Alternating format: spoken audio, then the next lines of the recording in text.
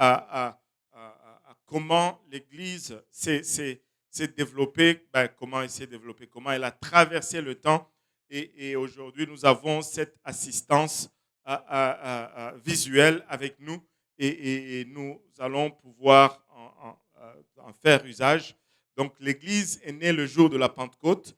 Le jour de la Pentecôte, c'était l'an 33, si on se fie au calendrier, je pense grégorien ou peu importe. L'âge 33 ans, le Seigneur est décédé et il est resté sur terre pendant 40 jours et à la fin de ces 40 jours, il est monté au ciel, ordonnant à ses disciples de rester à Jérusalem et d'attendre la puissance d'en haut. Ils ont attendu pour 10 jours et 40 plus 10, ça fait 50. Et le jour de la Pentecôte, 50 jours après la résurrection du Seigneur, après la fête de premiers fruits, et cette puissance est descendue d'en haut et tout le monde est d'accord que l'Église est née le jour de la Pentecôte. Mais cette Église qui est née le jour de la Pentecôte avait quelques caractéristiques. Et nous allons voir qu'avec le temps, elle est née à un niveau, elle a perdu ce niveau, elle est tombée dans une crevasse ou dans un ravin, mais le retour au niveau où elle était née a été graduel. Ce n'était pas un retour comme c'est arrivé avec la chute. Ça a chuté pendant 300 ans, mais ça a pris 1200 et quelques années avant de commencer à remonter. Et la remontée était graduelle. Et cela était biblique. Maintenant, cette église, première église, cette église qui est née apostolique, à la naissance, nous l'avions apostolique. Et quand elle est restaurée, elle doit revenir aussi apostolique. Amen. Elle ne doit pas revenir catholique. Elle doit revenir apostolique. Elle est née apostolique. Si elle va être restaurée, elle doit revenir apostolique. Maintenant, cette église apostolique avait des préceptes, avait des enseignements qui étaient fondamentaux. Et voyons un peu ces enseignements fondamentaux qui caractérisaient cette église apostolique. On en a mentionné 5. Un autre gars, il est rapide là-bas. Bon, ralentis un peu parce que... Alléluia. Une clique à la fois. Amen. Mais c'est bon, tu peux laisser cela. Et cette église apostolique avait certaines caractéristiques. Une des premières caractéristiques de l'église, c'était la repentance. Tu ne pouvais pas rentrer dans l'église sans repentance. Tu ne pouvais pas devenir membre de l'église sans repentance. Tu ne pouvais pas être né de nouveau sans repentance. Et la repentance était clé et cette église primaire prêchait la repentance avec insistance. Alléluia. Aujourd'hui, cette repentance est presque inexistante dans la plupart des dénominations chrétiennes. C'est comme si avant Christ, c'est égal à après Christ. Laissez-moi vous dire, avant Christ, c'est toujours différent de après Christ. Après la repentance, cette église primitive était caractérisée par le baptême d'eau. Et le baptême d'eau se faisait par immersion. Et le baptême d'eau se faisait au nom de Jésus-Christ pour le pardon des péchés. Et l'église primitive comprenait qu'il fallait être baptisé au nom de Jésus-Christ parce que le nom de Jésus-Christ était l'élément essentiel pour ôter le péché. Et l'église primitive a baptisé au nom de Jésus-Christ parce que l'église primitive comprenait que c'est Jésus n'était pas juste un bon enseignant, mais c'est Jésus était Dieu manifesté dans la chair.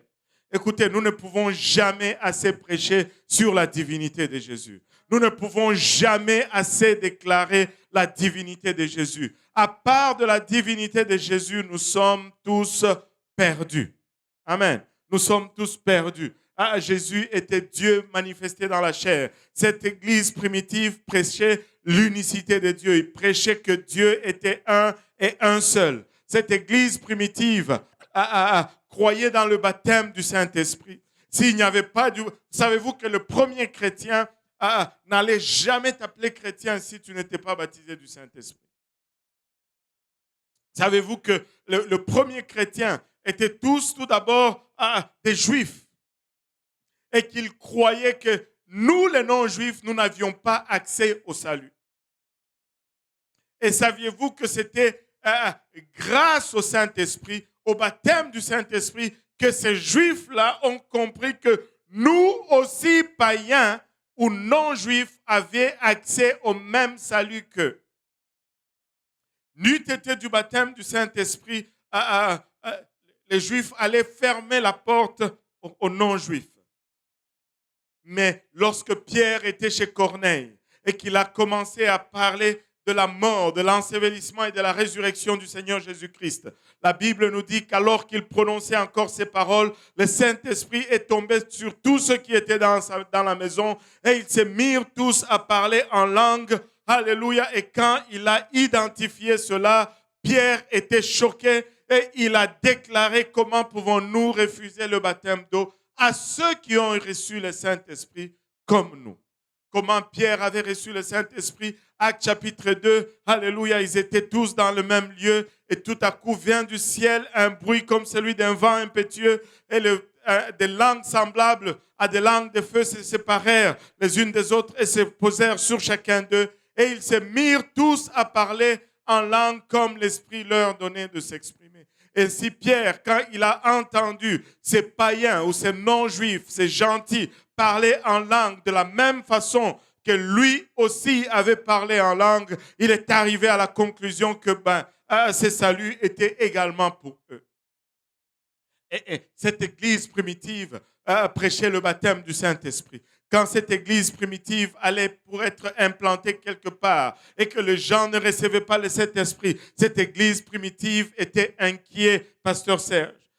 Partout où nous allons, nous voulons voir les gens recevoir le Saint-Esprit. Partout où nous allons, nous voulons les voir, alléluia, vivre cette expérience, avoir le témoignage de Dieu qu'ils sont approuvés. Vous voyez, le plan du salut détient 3 étapes. La repentance qui est notre responsabilité ou ta responsabilité. Tu vas te repentir. Le baptême d'eau qui est la responsabilité de l'Église. Tu viens à l'Église pour te faire baptiser au nom de Jésus. C'est pourquoi le Seigneur leur dit: allez, alléluia, partout à travers le monde et prêcher la bonne nouvelle. Celui qui croit et qui sera baptisé sera sauvé. C'est la responsabilité de l'Église que de baptiser ceux qui croient au nom de Jésus-Christ. Mais, alléluia, il revient à Dieu de remplir du Saint-Esprit qui il approuve. C'est pourquoi nous sommes toujours en train de vouloir, alléluia, amener tout ce que nous allons rencontrer à recevoir le Saint-Esprit. Alléluia, parce que par cela, nous savons que Dieu a mis son sceau d'approbation. Alléluia. Alléluia. Et cette église primitive a prêché la sanctification. Oh, la sanctification. Là où les Gaulois et les Romains s'empoignèrent. Là où les plus gentils des pasteurs deviennent un pasteur méchant. Il devient quelqu'un qui n'a rien compris à la vie. Alléluia. Aide-nous, Seigneur Jésus. Mais on va prêcher quand même cette sanctification. On va l'enseigner. On va la déclarer parce que l'église primitive prêchait la sanctification. Et si nous voulons retourner à cette église primitive, si nous voulons redevenir cette église apostolique, nous allons prêcher la sanctification. Alléluia. Vous savez, quand on avait commencé l'œuvre francophone, quand on a pris la responsabilité de l'œuvre francophone, on était à peu près une dizaine ici. Vous savez, pour les 2 premières années, je pense, les gens venaient. Peut-être que je ne prêchais pas bien. Ils venaient, ils écoutaient la prédication, puis ils partaient. Ils venaient, ils écoutaient. Puis 2 semaines après, tu ne les revoyais plus. Je commençais à être inquiet. Et un jour, il y a un couple pastoral qui est venu. Et ils ont écouté le message. Et après le service, Ils m'ont parlé dans le hall d'entrée là. Il dit, pasteur, mais il y a une telle présence, une telle puissance de Dieu ici dans cette église. Mais pourquoi est-ce que les bancs sont vides? Je ne savais pas quoi leur répondre.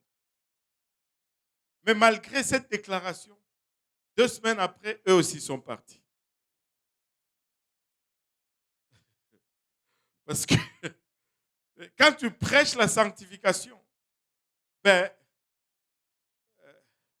laissez-moi vous dire ceci.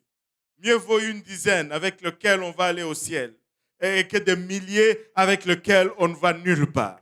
Ici, on va prêcher la sanctification. Si vous partez, on va se revoir de l'autre côté. Mais ici, on va déclarer le plein conseil de Dieu parce que nous voulons retourner à cette église apostolique.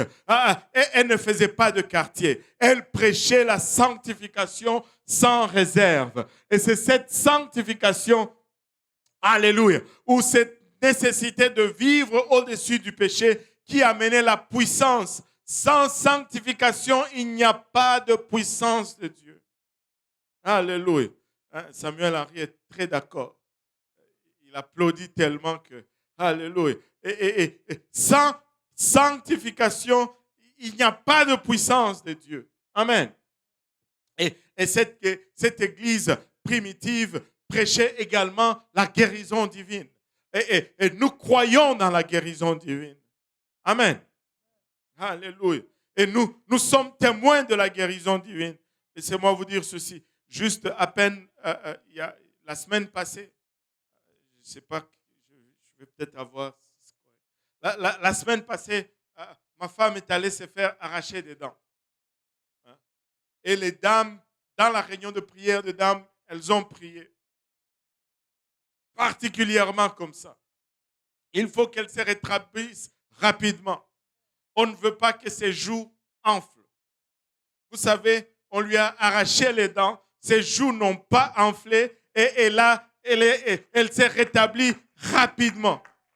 Et ça fait, je ne sais pas combien d'années je suis au Canada, mais tous ceux même ceux à qui on n'a même pas arraché des dents, il suffit qu'on joue dans leurs dents, leurs joues ont gonflé. Mais la mienne, elle a gardé ses joues plats.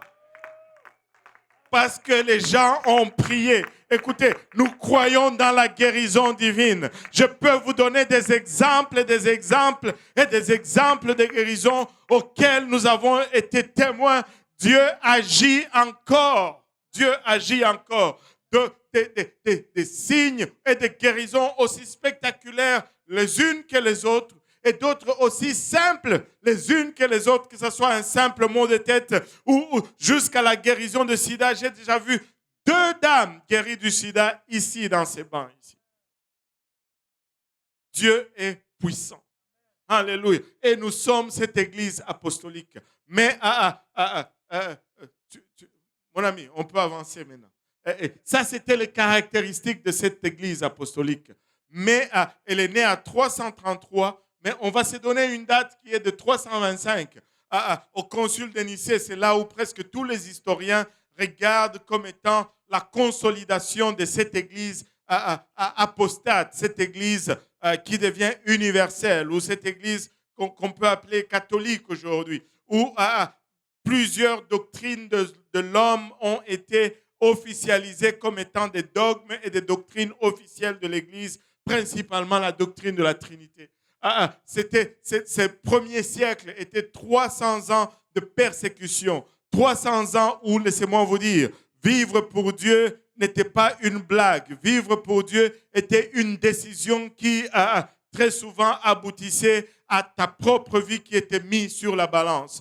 Aujourd'hui, nous niaisons. Aujourd'hui, nous appelons persécution ce qui n'est même pas une persécution. Quelqu'un te chatouille, tu appelles cela persécution. Ces gens-là étaient persécutés. Ces gens-là devaient vivre ou mourir pour Dieu. Ces gens-là étaient nourris aux fauves dans les cirques. Ces gens-là étaient tirés par des chevaux dans les rues. Alléluia, jusqu'à leur mort. Ces gens-là, on ouvrait les ventres, alléluia, des femmes enceintes et on écrasait leur bébé naissant sur le sol. Ces gens-là étaient brûlés vifs dans les rues. Ils étaient persécutés. Il n'y a eu rien de semblable. Mais laissez-moi vous dire ceci. Seigneur, aide-nous. Tu sais, j'ai entendu un de nos anciens qui disait ceci. Il disait, si tu veux voir la puissance de Dieu, il y a un principe. Tu dois avoir la foi. Si tu n'as pas la foi, ben, il faut jeûner et prier. Et lui, il était un homme de grande taille. Il aimait bien manger. Il dit, c'est clair. Et Dieu l'utilisait puissamment dans les miracles. Il dit, c'est clair. Ou bien tu jeûnes, ou bien tu as la foi. Moi, j'ai choisi d'avoir la foi. Et j'ai tout simplement la foi et je peux manger comme je veux. Et Dieu fait des miracles. Alléluia. Qui l'a déjà entendu celle-là? C'est le frère Billy Cole qui disait cela. Et laissez-moi vous dire ceci. Ou bien, on se met en feu pour le Seigneur, on mène un style de vie de réveil, et le Seigneur nous épargne la tribulation. Ou bien on reste tiède et on fait face à la tribulation. Que voulez-vous? Il faut faire un choix. Allô?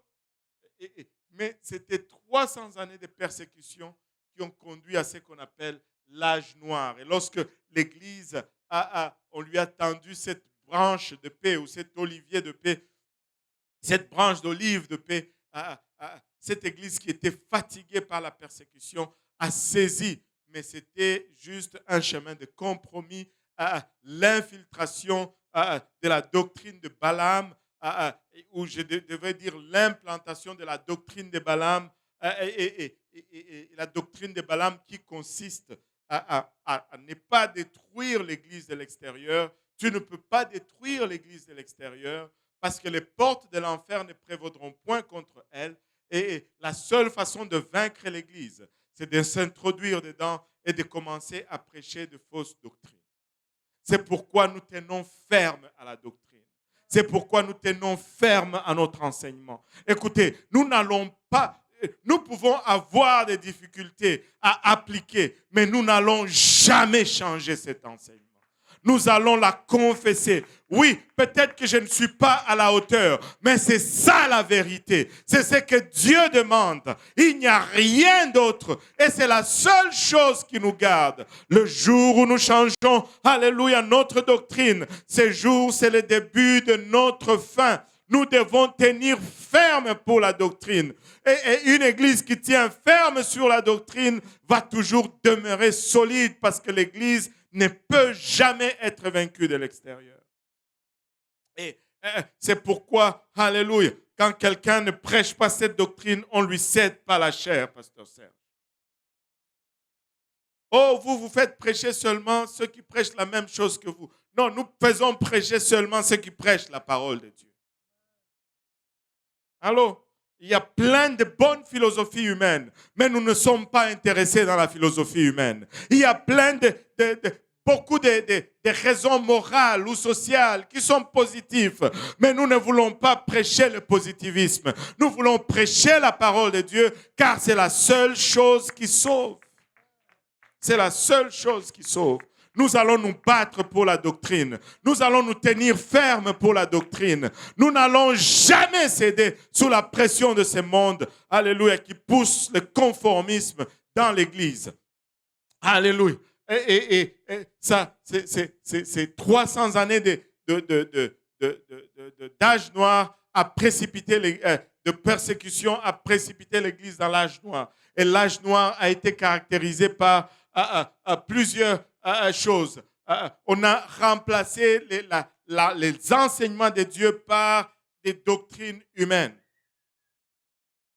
L'homme a toujours pensé qu'il est très intelligent. Et plusieurs doctrines de Dieu ont été remplacées par les doctrines humaines. Et on continue. Les baptêmes par immersion. est devenu baptême par aspersion. On avait parlé de cela, comment on est arrivé à cela. Et la transsubstantiation, cette fausse enseignement qui déclare, qui enseigne que quand le prêtre prend l'Eucharistie et qu'il lève et qu'il prie, ben, l'Eucharistie est littéralement transformée dans la chair de Jésus-Christ.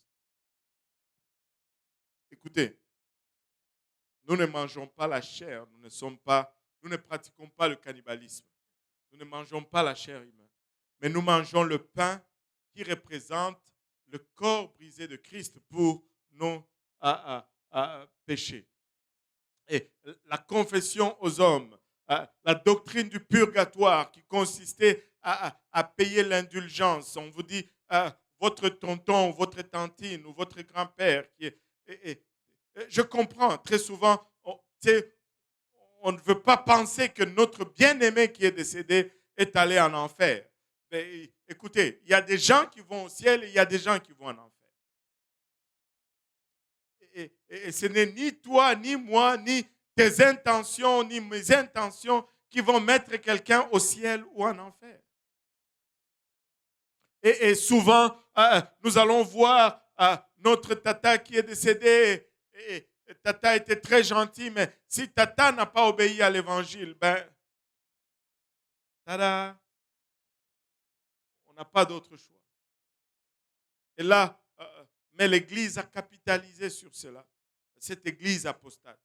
Elle dit, tata, oui, tata n'était pas vraiment en ligne avec Dieu. Mais elle est dans un lieu. Ils étaient quand même assez honnêtes pour dire qu'elle n'est pas allée au ciel. Elle n'est pas allée au ciel. Elle n'est pas allée au ciel. Mais on ne va pas la mettre en enfer non plus. On va la mettre dans une chambre d'attente. Et si tu payes tant montant, nous, on va prier et elle va sortir de cette chambre pour aller au ciel. Waouh! Le purgatoire est né. L'adoration des saints et toutes ces choses ont été infiltrées dans l'Église et ben, l'Église était devenue juste un autre organisme humain pour le contrôle de pouvoir et autres. Mais Dieu n'a jamais abandonné l'homme. Regardez ceci. Je pense à Ésaïe 28.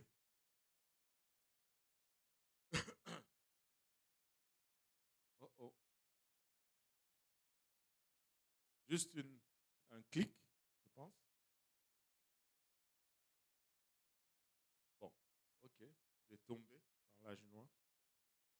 C'est cool, hein? Alléluia. Juste, Ésaïe 28 nous dit ceci. C'est précepte sur précepte, précepte sur précepte, règle sur règle, règle sur règle. Un peu ici, un peu là. Alléluia. Et c'est comme ça que la restauration a commencé à prendre place.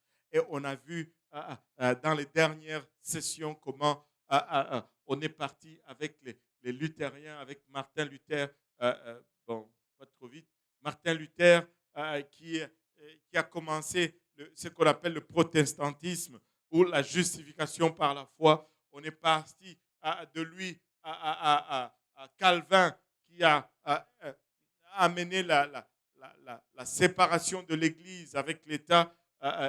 Non, plutôt pas la séparation de l'Église, mais il a restauré que la communion n'était pas l'œuvre du salut ou l'acte par lequel tu reçois le salut, mais plutôt tout simplement un mémorial. Et après, les presbytères, nous avons parlé, nous avons ouvert une parenthèse et nous avons parlé d'un modaliste, Michael Servetus ou Michael Servet, qui a été tué et par le protestant, trahi par le protestant, brûlé vif parce qu'il enseignait tout simplement que Dieu était un seul et il s'est manifesté dans la personne de Jésus-Christ. tu sais, tu peux croire et déclarer plein de choses. Mais quand tu commences à te tenir sur la divinité de Jésus-Christ, je te dis, tu fais face à la vraie opposition. Parce que le diable, alléluia, ne veut pas te laisser savoir que celui qui était à la croix était le Dieu manifesté dans la chair. Et ça change tout. Ça change tout que de savoir que celui qui était à la croix était celui qui nous a créés. Il ne nous a pas abandonnés. Il est venu pour payer le prix de notre rachat. Et nous lui sommes redevables à 100%. Anyway, Michael Servetus, un des premiers unicitaires qui a été tué, condamné par l'Église catholique et par les protestants. Et parce que tous ces gens-là maintenant croyaient dans cette fausse doctrine de la Trinité. Et quand on continue,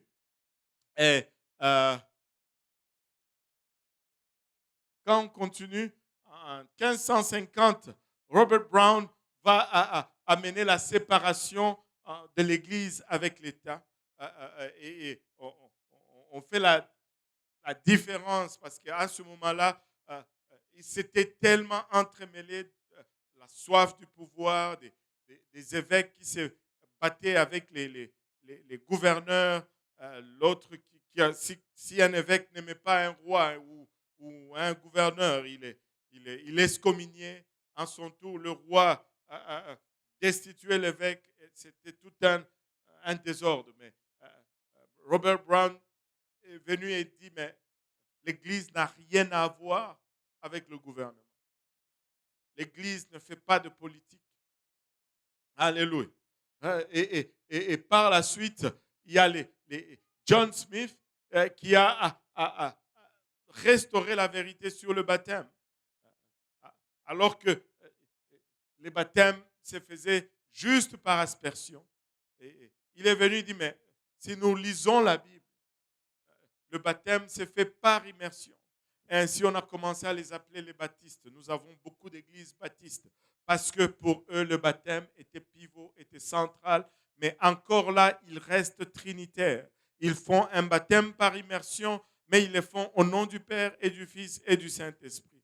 Et cela va continuer jusqu'à ce qu'on arrive à l'étape prochaine où on va les Wesléens qui viennent avec ce qu'on appelle aujourd'hui le méthodisme, et qui nous ramène à la sanctification. Vous savez, parce que dans tout ceci, même la sanctification était déjà perdue.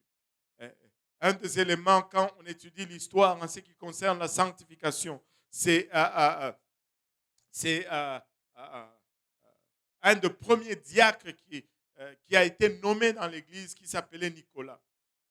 Et il a été parmi les 7 premiers à être nommés comme diacre dans l'Église primitive. L'Église grandissait, les apôtres ont commencé à avoir des problèmes de partage de la nourriture. Vous savez, certaines choses ne changent pas. Vous pensez que des frères se battent pour la nourriture aujourd'hui? Ça a commencé depuis le livre des Actes. Les hellénistes sont venus et ils se sont plaints que nos veuves ne reçoivent que de petits morceaux de nourriture. Et ce sont seulement les Juifs qui reçoivent de gros morceaux. Et là, les apôtres disent, mais nous, on ne va pas gaspiller notre temps à vérifier la distribution de nourriture. Amen. Et ils disent, on va choisir des gens qui vont s'occuper de cela, alors que nous, on va se consacrer à la parole de Dieu. Ainsi, ils ont choisi les 7 premiers diacres. Et si vous regardez les 7 premiers diacres qui ont été choisis, tous avaient des noms grecs. Ce n'était pas une coïncidence. Parce que quand Dieu te révèle un problème, c'est parce qu'il doit te donner aussi la solution. Amen. Alléluia. Yohan, ne coupe pas mon micro là. Ça veut dire que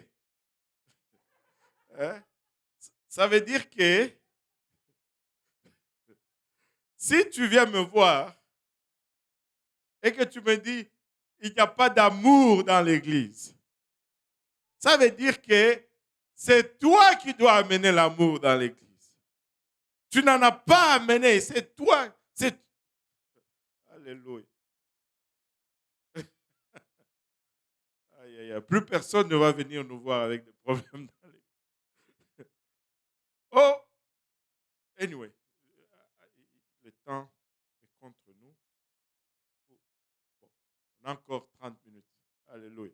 Et donc, on les a choisis et parmi ces 7, il y avait un certain Nicolas.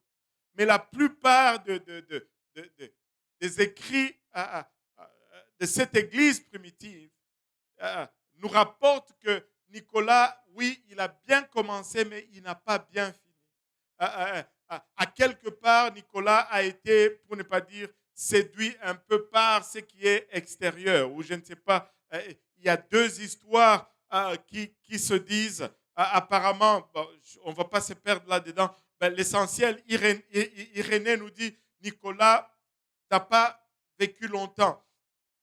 Il a corrompu la grâce que Paul prêchait et il a transformé cela à une indulgence sans restriction. C'est-à-dire, Nicolas disait que si tu vis, si tu es sauvé par la grâce, ben, tu n'as absolument besoin de ne rien faire pour gagner ou mériter ton salut. C'est-à-dire, en d'autres termes, tu étais ivrogne avant que Dieu te sauve.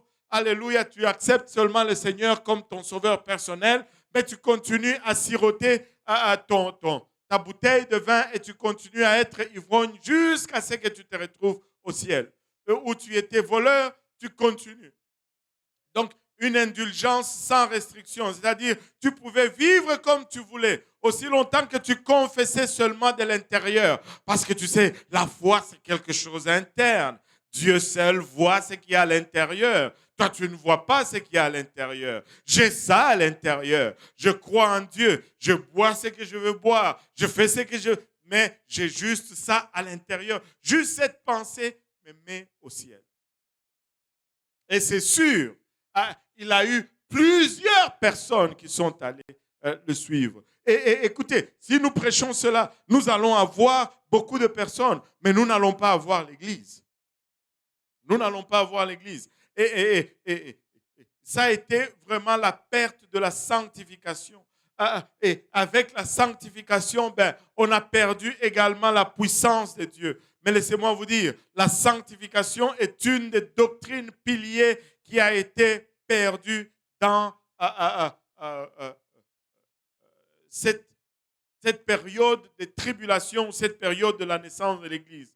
Et nous allons prendre les quelques semaines qui vont suivre pour retourner un peu à la sanctification. Vous savez, c'est quoi la sanctification? Le mot sanctification ou sainteté vient tout simplement du mot grec, plutôt du mot hébreu kadosh, qui signifie être mis à part. Sanctifier signifie tout simplement être mis à part pour un usage particulier. Ainsi, ce qui était sanctifié pour Dieu était mis à part et on ne s'en servait que pour un culte à Dieu. Quand tu regardais, tous les ustensiles dans le tabernacle étaient sanctifiés. Tu ne pouvais jamais te dire, bon, je me lève, j'ai faim, je vais prendre une casserole du temple, je vais faire mon couscous et puis je vais manger. Non, non, non. Tu mourrais littéralement. Souvenez-vous, le roi qui a pris la coupe, qui était pris du temple, qui était ramené à Babylone, ils ont bu, mais une main est sortie de nulle part, a écrit sur le mur, et ce jour-là même, ce roi était fini. On ne peut pas prendre ce qui est sanctifié et en faire un usage vil. Quand tu es sanctifié, tu es mis à part. Et lorsque Dieu nous choisit comme peuple, il nous sanctifie, c'est-à-dire il nous met à part pour son usage personnel. Amen. Alléluia. La sanctification, ça veut dire tout simplement mise à part. Et la sanctification va littéralement impliquer que nous nous retirons de ce monde. Amen. C'est comme un peu, je ne sais pas pour vous qui grandissez ici, Mais pour nous qui avons grandi chez nous, c'était, il y avait toujours cette armoire dans la salle à manger. Et dans cette armoire, il y avait des vases particuliers. Des vases qu'on ne sortait pas tous les jours.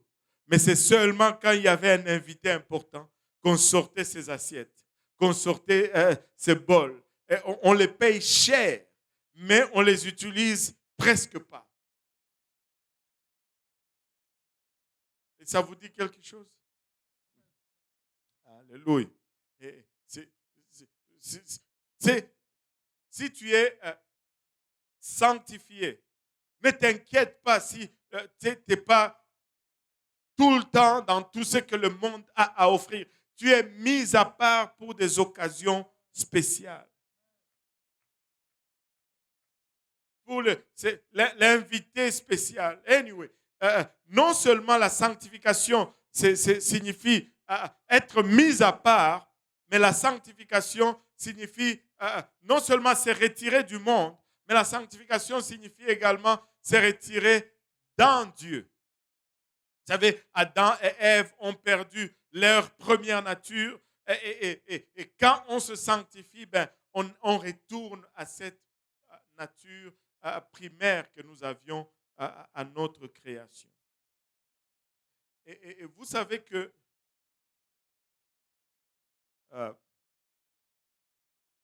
il y a un verset qui m'a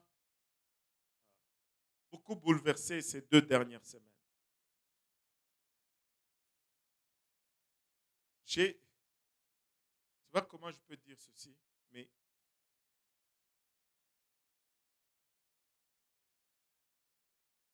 très souvent nous allons blâmer tout ce qui est autour pour notre manque de sanctification. Mais savez-vous que nous sommes le premier responsable de notre manque de sanctification? Certes, il y a des places où on n'enseigne pas cela. Mais j'ai déjà vu des gens être convaincus de la sanctification sans un seul enseignement. En d'autres termes, si nous sommes juste sensibles à l'esprit, nous allons nous sanctifier. Je lisais ce verset, ce passage. Regardez avec moi. Je ne l'ai pas dans le slide, mais j'ai 2 Pierre 2,8.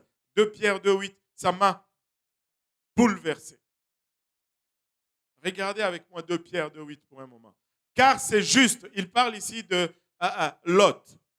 Car c'est juste qui habitait au milieu d'eux, c'est-à-dire Sodome et Gomorrhe, tourmentait journalièrement son âme jusqu'à ce qu'il voyait et entendait de leurs œuvres criminelles. À cause de ce qu'il voyait plutôt et entendait de leurs œuvres criminelles. Reviens au verset 8. Je ne sais pas si vous l'avez vu avec moi, mais regardez ceci avec moi. Ça ne dit pas que les gens de Sodome et de Gomorrhe tourmentaient Lot. Ça dit, il se tourmentait journalièrement. Il tourmentait son âme journalièrement.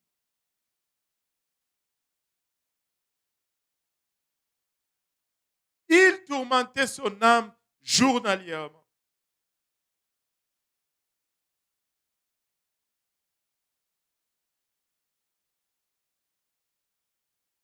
Vous savez, la sanctification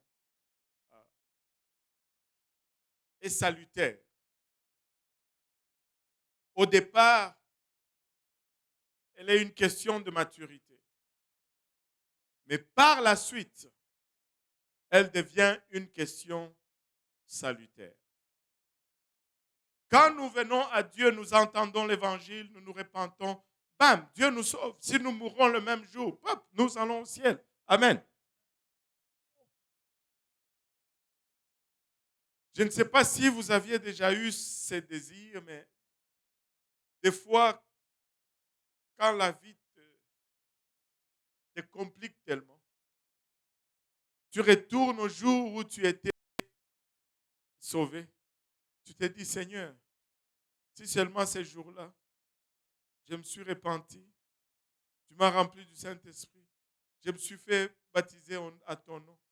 Si seulement en sortant du baptistère, j'avais même glissé, pape, je me cogne la tête et puis je meurs. Waouh, waouh, je vais au ciel, ça finit là. Qui a déjà pensé, bon, pas exactement comme ça, mais quelque chose proche. Tu aurais pu me prendre avant, Seigneur, parce que là, c'est dur. Si tu te bats avec un péché, mais le péché ne part pas. Enfin, anyway. Tu te vexes toi-même, tu te tourmentes. Alléluia. Dans la version, comment ça se dit encore, Osterval, il dit littéralement que c'est juste affliger chaque jour son âme. Il affligeait son propre âme chaque jour. Alléluia. La sanctification, c'est l'état naturel de Dieu. C'est une de ses natures. Moralement, il est saint. Et regardez, si nous avons été créés à son image et que nous avons perdu cette image, et si nous voulons revenir à cette image, si lui, il est saint, ben, nous n'avons pas de choix que de devenir aussi, ou bien tout au moins essayer de devenir saint. Amen. La sainteté de Dieu met devant l'homme sa plus grande aspiration, ou la chose la plus importante à laquelle un être humain peut devenir, c'est de devenir saint. Ce n'est pas de devenir médecin, ce n'est pas de devenir riche, ce n'est pas de devenir populaire, mais c'est de devenir saint comme Dieu est saint. Et c'est la plus haute aspiration à laquelle tu peux prétendre en tant qu'être humain.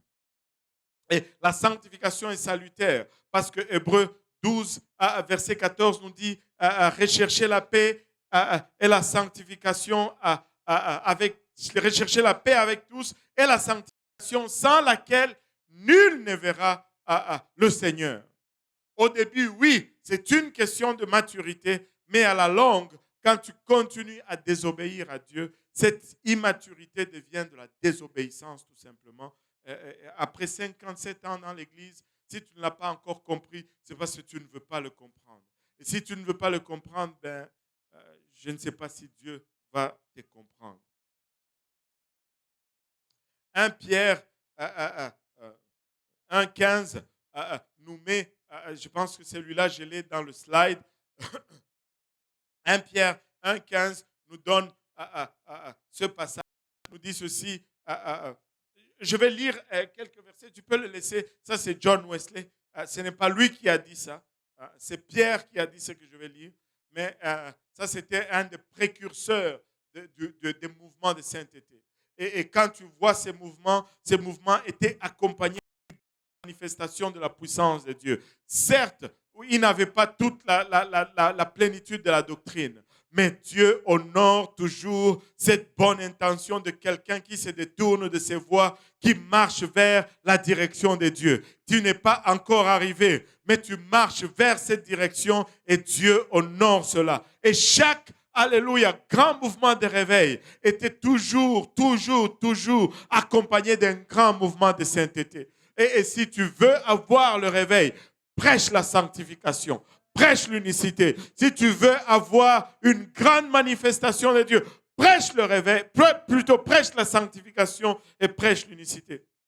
Alléluia. Pierre nous dit ici dans 1 Pierre, je vais commencer à le lire à partir du verset 13, mais ne t'inquiète pas là-haut, c'est pourquoi saignez le rein de votre entendement, c'est-à-dire ayez un peu de raisonnement. Alléluia. Tu sais, réfléchissez un peu. Amen. Soyez sobres. Soyez sobres. Ne soyez pas flashy. Soyez sobres, c'est-à-dire terne, ce qui n'attire pas l'attention. Soyez sobres et ayez une entière espérance dans la grâce qui vous sera apporté lorsque Jésus-Christ apparaîtra. Alléluia. Qu'est-ce que ceci signifie? Notre sujet d'excitation, ce n'est pas nos accomplissements matériels. Notre sujet d'excitation, alléluia, c'est Jésus qui revient. Alléluia, il vient nous délivrer de tout ceci. Ce n'est pas une reconnaissance dans ce monde. Alléluia, c'est son retour. Alléluia, que nous anticipons. Aujourd'hui, alléluia, il y a eu de l'excitation. Je vous dis ceci, Montréal a ressemblé un peu aux États-Unis. Je ne sais pas si vous avez roulé sur la 40 et que si vous avez vu aux alentours de Puy-Neuf, il y a un grand panneau qui dit « Jésus-Christ revient bientôt ». J'étais choqué, laissez-moi vous dire, il revient bientôt, il revient bientôt, il revient bientôt. Je croyais que j'avais déjà traversé la frontière, mais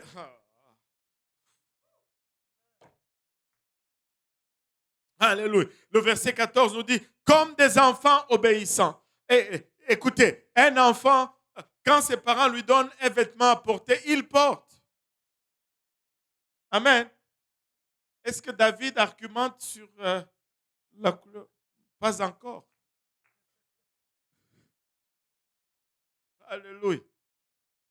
Et Pierre nous dit, comme des enfants obéissants, ne vous conformez pas aux convoitises que vous aviez autrefois quand vous étiez dans l'ignorance.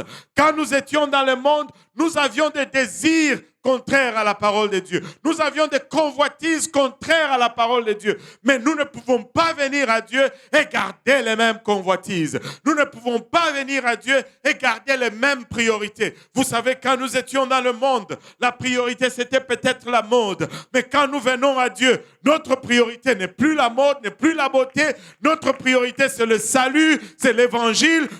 Quand nous étions dans le monde, notre priorité, c'était peut-être la grosse maison, la grosse voiture, le compte en banque. Laissez-moi vous dire ceci. Toutes ces choses restent et périssent. Mais en quoi tu investis ton temps? Lorsque la trompette va sonner, vas-tu être pris alors que tu étais en train d'amasser l'argent ou les richesses de ce monde? Ou vas-tu être en train, alléluia, de solliciter une âme pour embarquer sur ce train qui va vers le ciel? Seigneur, aide-nous. Nous avions certes des convoitises quand nous sommes venus à Dieu, mais ces choses doivent partir. Nous avions de priorités. Laissez-moi vous dire ceci. Je ne suis pas en train de dire que nous devions être perpétuellement pauvres, mais notre source de richesse n'est plus le monde, n'est plus notre propre intelligence. Proverbe nous dit, n'applique pas ton intelligence pour t'enrichir. Alléluia. C'est Dieu qui nous enrichit. C'est Dieu qui nous donne. Alléluia. Et nous nous contentons de ce qu'il donne. Regardez, 1 Pierre 1,15, il nous dit, mais puisque celui qui vous a appelé est saint, vous aussi soyez saints dans toute votre conduite.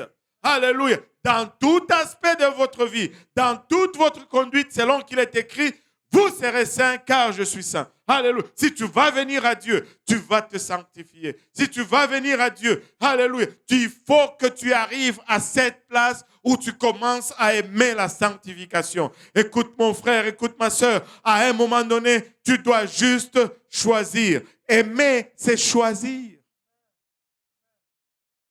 C'est un choix. Des fois, on me dit, pasteur, est-ce que c'est un choix? Oui, c'est un choix. L'homme que tu aimes, là, tu l'as choisi. Ou la femme que tu aimes. C'est toi qui as dit, bon, moi, j'ai choisi d'aimer celle-là. Et c'est quelqu'un venu. C'est les gens me regardent, du coup, comme si... Allô? Sœur Serge, toi, est-ce qu'on t'a forcé d'aimer la sœur Aimée? Ou c'est parce qu'elle s'appelait Aimée que tu t'es dit, bon, je n'ai pas le choix? Non. Non. Il a choisi. Il a choisi. Allô? Choisis juste d'aimer la sanctification. Vous serez saints car je suis saint. Amen. Oh Seigneur.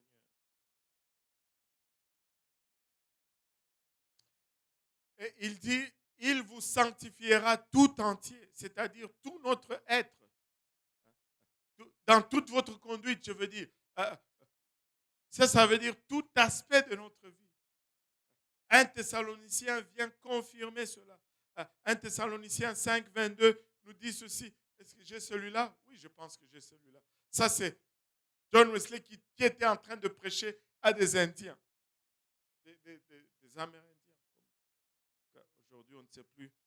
Tu ne peux plus appeler le noir noir. Ils disent que c'est du racisme. Je ne sais pas. 1 Thessaloniciens. Je vais commencer à lire un peu plus haut. Il dit, priez sans cesse. Rendez grâce en toutes choses, car c'est à votre égard la volonté de Dieu en Jésus-Christ. N'éteignez pas l'esprit, ne méprisez pas les prophéties, mais examinez toutes choses. Retenez ce qui est bon. Ça ne fait pas partir, mais je ne sais pas.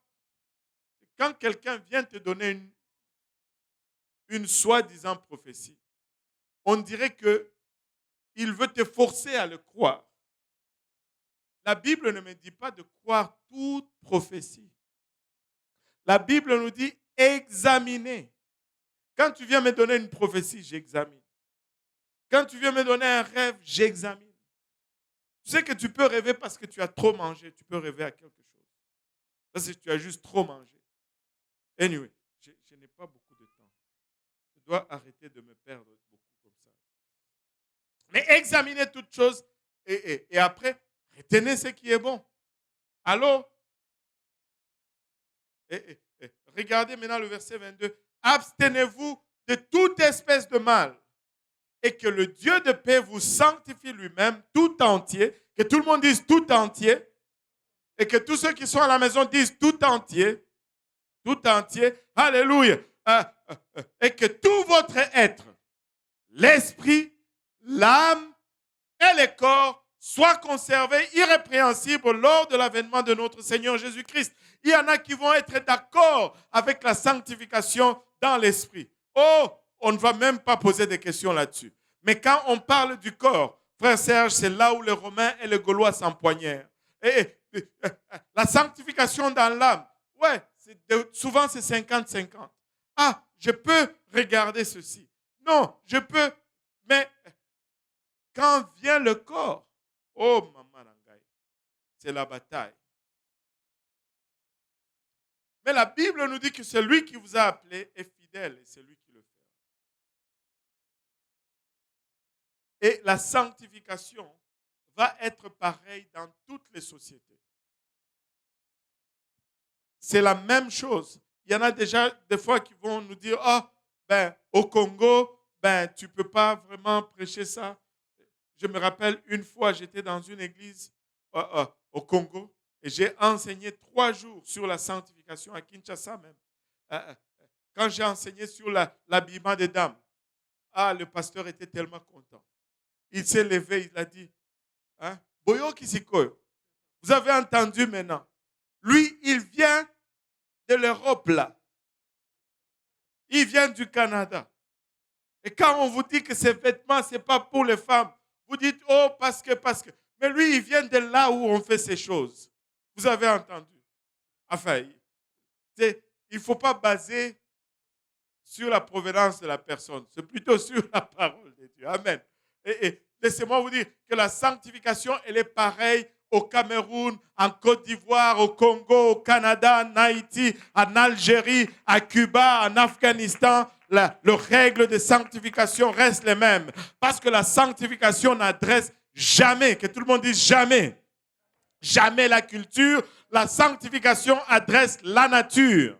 C'est pourquoi elle est donnée pour l'homme et pour la femme. Et non pas pour telle culture ou telle autre culture. La sanctification est une question qui adresse la nature. Et l'homme est fondamentalement le même. Qu'il soit congolais, qu'il soit camerounais, qu'il soit canadien ou qu'il soit blablabla. L'homme reste le même. Il est attiré par ce qu'il voit. S'il n'est pas pervers, il est né comme ça. Et la femme est fondamentalement la même. Qu'elle soit du Gabon, du Togo, du Bénin, du Burundi ou de peu importe. Elle est fondamentalement attirée par ce qui la touche. Et c'est pourquoi la sanctification nous est donnée selon deux préceptes. Un, pour les hommes, et deux, pour les femmes. Et pour les hommes, la parole de Dieu donne des recommandations précises. Pourquoi? Pour pallier à ce que la femme fait face. Et à la femme, la parole de Dieu donne des recommandations précises pour pallier à ce que l'homme fait face. C'est pourquoi quand on dit à la femme, pareil comme ça, comme ça, comme ça, il dit, mais moi, je n'ai pas ce problème. C'est l'homme. Et l'homme, on lui dit de se comporter comme ça, comme ça. Il dit, mais moi, je n'ai pas ce problème, c'est la femme. Non, on te demande de faire cela, pas pour toi, mais pour l'autre. Allô? Ainsi, il va y avoir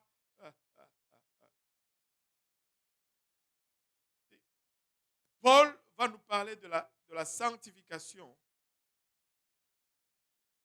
dans un cadre de l'Église. Et Pierre va nous parler de la sanctification dans un cadre familial à la maison. Et les deux vont nous étaler les mêmes principes. En d'autres termes, la sanctification, c'est pareil à l'Église et en dehors de l'Église. Allô? Bon, alléluia. Amen, gloire à Dieu. Je sais que le temps est avancé. Il nous reste à peine 5 minutes. Je vais juste regarder deux choses. La première des choses, c'est ce que l'homme a fait. La parole de Dieu demande à la femme. 2 Timothée 9 et 10 nous dit, je veux aussi que les femmes vêtues d'une manière décente, avec pudeur et modestie, ne séparent ni des tresses, ni d'or, ni des perles, ni d'habits somptueux, mais qu'elles séparent de bonnes œuvres, comme il convient à des femmes qui font profession de servir Dieu. Les femmes, c'est dans l'apparence. Et tout ce que la parole de Dieu demande, on va entrer là-dedans la session prochaine, mais tout est dans l'apparence. Mais dans ça, c'est une femme apostolique. Anyway. Mais pour l'homme, il donne une autre set de commandements. Déjà, à vue d'œil comme ça, on a l'impression que pour l'homme, c'est très peu. Mais laissez-moi vous dire, ne vous trompez pas juste par l'apparence. Il dit aux hommes, je veux donc que les hommes prient en tout lieu, en élevant des mains pures, sans colère ni mauvaise pensée. Vous savez, à l'homme, il demande d'avoir une certaine attitude, mais à la femme, la parole de Dieu demande une certaine apparence. Mais le but de tout ça, c'est de faire de nous ce que Dieu a voulu que nous soyons depuis le départ. C'est que nous soyons des princes et des princesses pour son royaume. J'ai mon gars qui est distrait là-haut. Et que nous soyons des princes et des princesses pour son royaume. Vous savez quoi? Vous voulez savoir vraiment comment la royauté s'habille? Regardez comment les princes et les princesses s'habillent. C'est tout simplement. Au cas où vous ne savez pas, c'est le prince William et la princesse Kate. Voilà. Sommes-nous des princes? Alléluia. Si tu vas chez le pasteur Yannick, même à 3 heures du matin, il a sa veste. Je pense qu'il a un pyjama en costume. C'est toujours le cas, pasteur Yannick.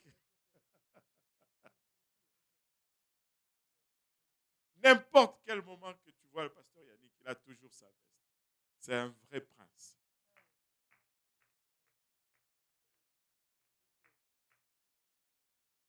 Est-ce qu'il est moins sportif? Non, il est plus sportif que la plupart d'entre nous ici. Mais il a toujours sa veste. C'est un prince. C'est un prince. On va revenir sur cette apparence princière et on va creuser là-dedans encore. On va parler de l'habillement de la femme. On va parler de l'attitude du cœur de la femme. On va parler du comportement de l'homme. Mais pour aujourd'hui, on va arrêter là. Je sais qu'on a fait un petit pas en arrière. Je vous avoue que depuis qu'on travaillait sur Zoom, c'était un peu difficile d'avoir des présentations visuelles.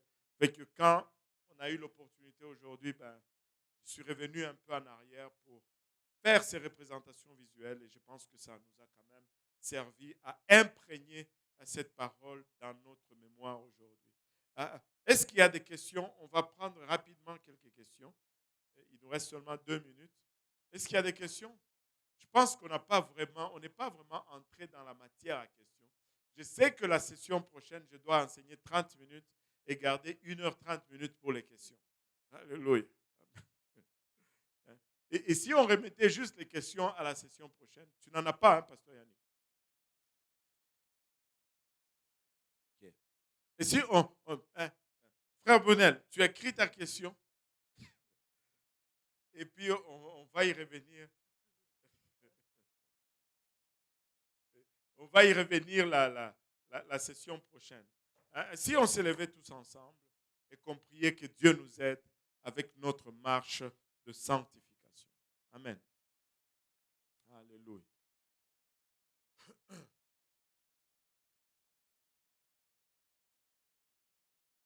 Prions tous ensemble. Seigneur, nous te rendons grâce encore une fois, Père, pour ton amour, ta bonté, ta fidélité. Papa, nous te remercions pour le privilège et l'honneur que nous avons de nous tenir devant toi, devant ta face, Seigneur. Papa, faisant ainsi, nous réalisons, Père, notre nature déchue.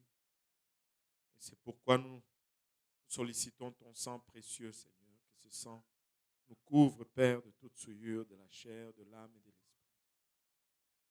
Père, de sorte que lorsque tu nous regardes, Papa, que tu vois ton sang, Papa, et non, Papa, nos manquements. Seigneur Jésus, tu nous as aimés alors que nous étions encore pécheurs, Seigneur. Ce n'est pas aujourd'hui, Papa, dans nos faibles efforts, nos faibles tentatives d'être agréable que tu vas nous abandonner, Seigneur. Nous prions, Père, que tu daignes, Papa, tourner ton regard, Papa, de grâce sur nous. Et que tu étends ta main, que tu nous fortifies, Papa, dans nos efforts d'être agréables, Seigneur. Papa, nous ne réussissons pas toujours, mais Papa, accorde-nous encore ta patience, Seigneur. Étends ta main et conduis-nous, Seigneur, jusqu'à ce que, Seigneur Jésus-Christ, lorsque les gens nous regardent, qu'ils puissent voir ton reflet, Seigneur. Pas de nous-mêmes, nous ne pouvons y arriver. Ta parole nous promet, Seigneur, que celui qui a commencé cette œuvre à nous, il est fidèle et c'est lui qui va l'accomplir. Aide-nous tous ensemble, Papa, là où nous sommes, Seigneur. Papa, que dans nos faiblesses, ta force soit rendue, Papa, visible, Seigneur. Papa, il a bachata. Étends ta main, Seigneur. Nous ne sommes pas ignorants de qui nous sommes, Seigneur, Père, mais nous sollicitons ta grâce, Papa.